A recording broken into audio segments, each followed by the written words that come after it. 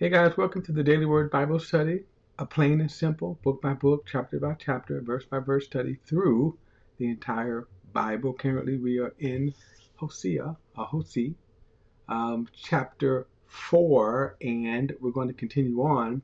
As I said before, the writings of the prophets are God's prophetic time warning, prophetic word warning Israel to turn from their sins. And then what would happen if they don't turn to their sins, which is judgment. And then their restoration, his future prophetic plans for the nation of Israel. It is important to note that we are talking about the nation of Israel um, as it fits into God's plan. And so as we move on, we're going to see how that's unfolded. Currently, we are before the conquering of Israel. Hosea about 120, 30 years before the Babylon invasion, which wipes out the entire nation. But then just in 25 years from Hosea's prophecy, Israel will fall to the Assyrians. So in chapter 2, he says that Israel will live many days without a king. And then the Babylonians will kind of really seal the doom when they will be completely wiped out, the entire nation. So let's get to it. And these are prophecies, again, we are able to chart. So I want to look at verse 4 in chapter 3 again. It says, for Israel must live many days without a king or a prince. So we're still in that time frame. Even when Jesus came, there was no Israelite leader. They were under the rulership of Rome. And so when God restores Israel, look at what is specifically is said, how he would restore them. All right, so chapter 4 says, and these are just more prophecies here, it says, hear the word of the Lord, people of Israel. Now, of course, he's referring to the northern Israel, not Judah. There are two kings at this time. It is a nation divided. He says, hear the word of the Lord, people of Israel, for the Lord has a case against the inhabitants of the land. There is no truth, no faithful love, and no knowledge of God in the land. Now, of course, he was talking about the law of Moses, the righteous precepts of God. So whenever you have a nation that don't have those precepts, sin will abound. The problem with Israel, and by the way, no other nation had the law of Moses, so which makes Israel worse because they did have it, and they chose paganism over God's law. So verse 2, cursing, lying, murder, stealing, and adultery are rampant. One act of bloodshed follows another. I just want to say this because in our day and age, today that we live in, you have religious people, evangelicals, conservatives, cherry picking sins. They're not looking at it from God's perspective. Notice this: cursing, lying, murder, stealing, adultery are rampant. You're going to see these mentioned more, way more than the hot button issues of abortion, gay rights, trans rights now. In other words, God looks at all of it. It's my point here, not just cherry picking some. You choose a man who's guilty of this, but if he says he's against the homosexuals, if he's against trans and he's against abortion, so-called, you support him. I digress. Verse 3, for this reason the land mourns, and everyone who lives in it languishes. Along with the wild animals and the birds of the sky, even the fish of the sea disappear. But let no one dispute, let no one argue, for my case is against you, priests. You will stumble by day. The prophet will also stumble with you by night, and I will destroy your mother. And one of the most interesting things we're going to see is how even the prophets, so-called, how corrupt they are. Verse 6 says, "For my people are destroyed for a lack of knowledge. Because you have rejected knowledge, I will reject you from serving as my priest. Since you have forgotten the law of your God, I will also forget your sons." Now, this is a kind of a common verse that people quote. My people are destroyed for a lack of knowledge. The problem, of course, whenever we take scriptures and apply it. So let me say this. In and of itself, there's nothing wrong with, you could say, extracting principles. The problem is that if that's the only thing you're doing, you're kind of missing what God was saying originally. So, like when you hear people quote quote this verse, "For my people are destroyed for a lack of knowledge," they may mean something like, "Well, you don't know the knowledge of prosperity, or you don't know the knowledge of, getting ahead in life, self-esteem, wealth, healing, all that kind of stuff." That's not what he was talking about here. When he says, "For my people are destroyed for lack of knowledge," remember, specifically, he's talking about the priests not teaching the people the law of God so that the people can obey the law of God and walk in God's righteousness. That's what he's talking about here specifically. And the reason why I say that is because the very churches that kind of use that catchphrase, "my people are destroyed for lack of knowledge," they themselves are not teaching. They're kind of guilty of violating what God is saying here to these priests. Right? So he said, "I will reject you because you have rejected knowledge."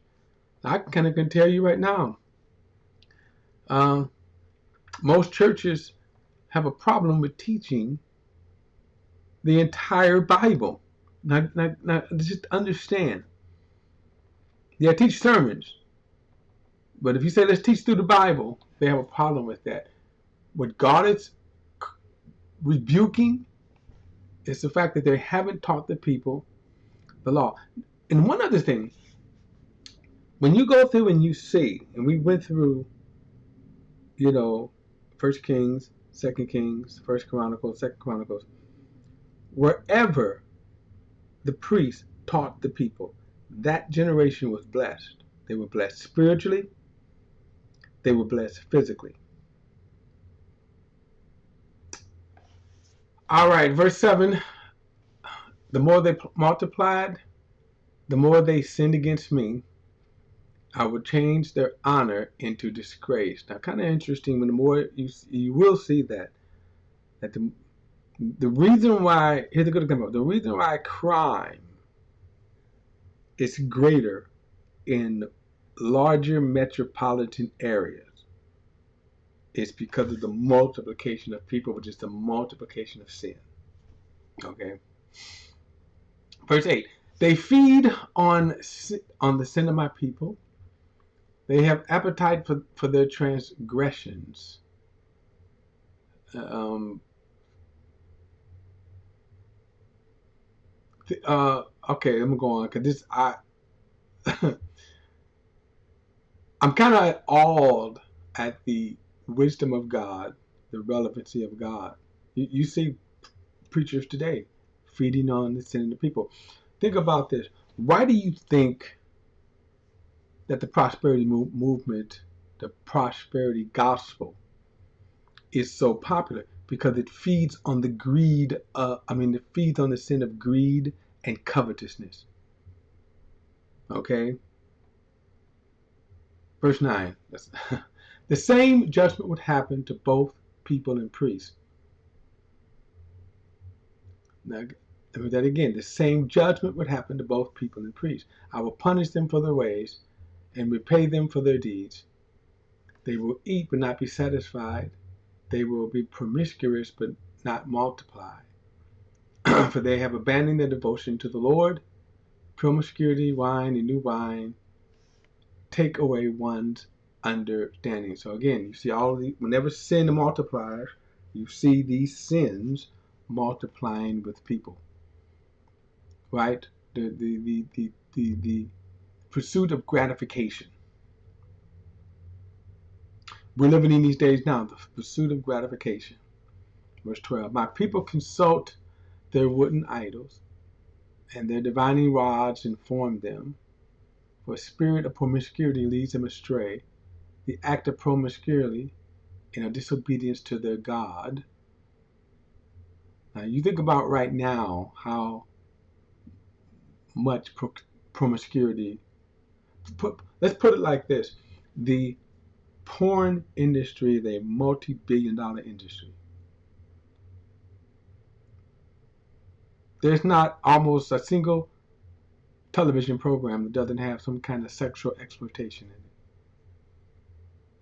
Where now, see, what is going on is sin is going from bad to worse.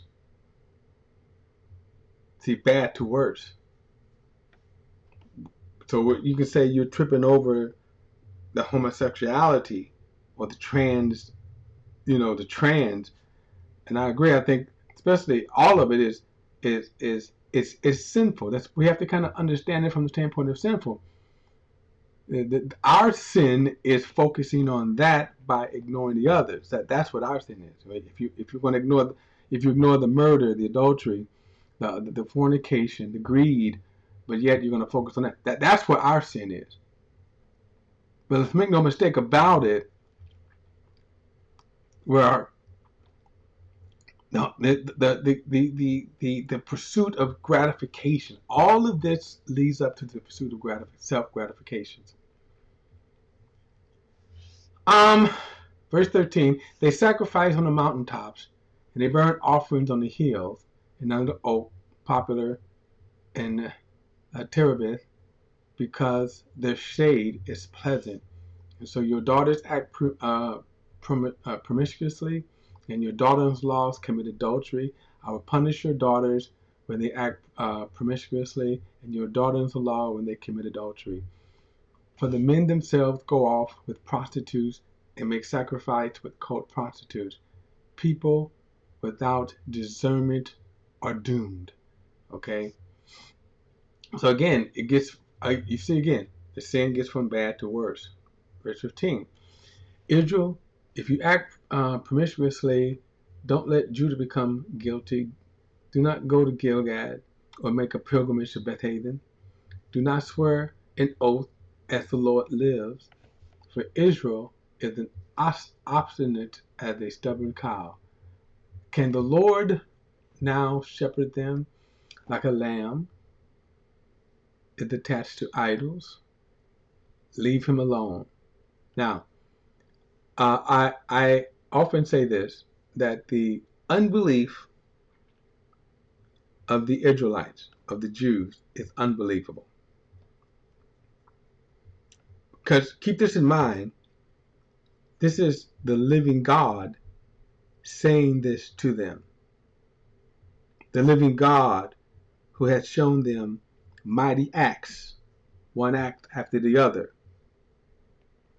and they still reject God in favor of paganism. Verse 17, Ephraim is attached to his idols. Leave him alone. Whenever their drinking is over, they turn to promiscuity. Israel's leaders fervently love disgrace, and the wind with its wings will carry them off, and they will be ashamed of their sacrifice. Now, understand when judgment comes that it is, like in this case here, deserving. It would be sad. We're going to go through Jeremiah, and it's one of the most saddest books. But it's also deserving. They deserve it. Because they repeatedly thumbed their noses up at God.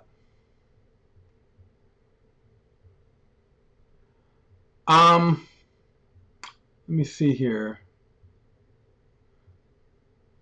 I'm going to go to 5. I may end up stopping at 5 here. It says, "Hear this, priests. Pay attention, house of Israel. Listen, royal house. For the judgment applies to you because you have been a snare at Mizpah and a net spread out on Tabor. Rebels are deeply involved in slaughter. I will be punished for all of them. I know Ephraim, and Israel is not hidden from me. For now, Ephraim." By the way, as we know, remember Ephraim was one of Joseph's sons who was engrafted into the 12 tribes. He says, "You have acted promiscuously. Israel is defiled. Their actions do not allow them to return to their God. For a spirit of promiscuity is among them, and they do not know the Lord." Now, what's amazing about this is, keep this in mind, there was no social media. There was no movies. When we look at our country, how promiscuity advanced. But also keep this in mind, it's always been here, just under the closet, in the closet, so to speak. You hear that term when it comes to homosexuality. Well, promiscuity, we just act like we was pure. But it's always been this way. Now, of course, in this case, just like as we are as a nation developing, it's coming just more pronounced, more out in the open.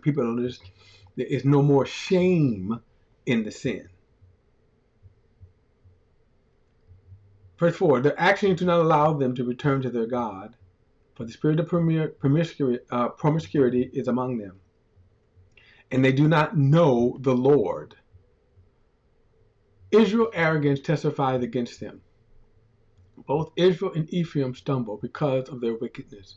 Even Judah will stumble with them. They go with their flocks and herds to seek the Lord, but do not find him. He hath withdrawn from them." Now keep this in mind, he's withdrawn from them because they have not repented, but yet they're trying to offer religious worship. They have betrayed, verse 7, "They have betrayed the Lord. Indeed, they gave birth to illegitimate children. Now the new moon will devour them along with their fields.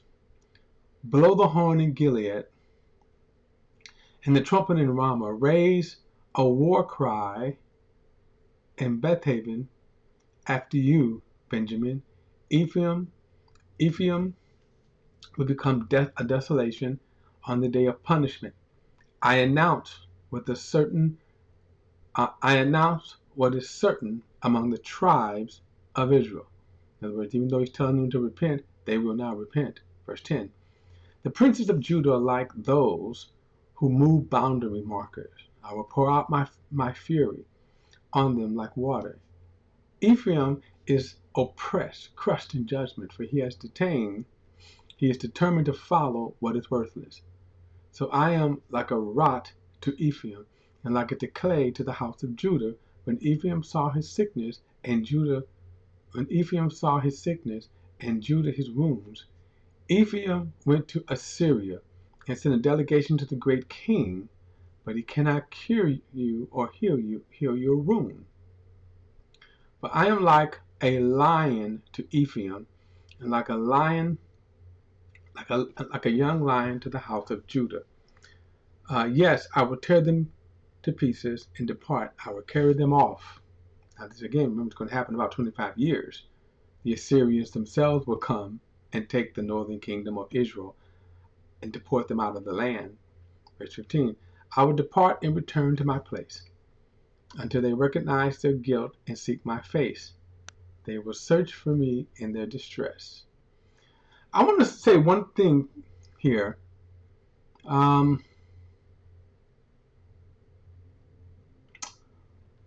Just lost my train of thought too. I wanted to say something as a matter of interpretation.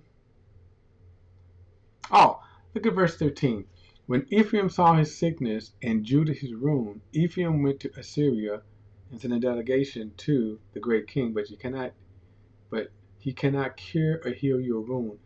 Now, the only reason why I want you to this is something to file way for later on, or for those of you who, when you read the book of Revelation, and you always hear about the Antichrist, he's going to get afflicted with a deadly wound. Now, the reason why I'm saying this here, just this is a good object lesson for interpretation. How that the Old Testament, if you understand the language of the Old Testament, you'll understand a lot of the language of the New Testament when it comes to prophecy. So, for example, in that case with the Antichrist, his deadly wound was to one of his seven heads, which means one of his kingdoms that he rules over. All right, guys. Don't forget to like and share this video and subscribe to BP the Bible Perspective. And as always, if you have a thought or comment, add it to the comments section below. All comments are welcome. I'll see you in the next study.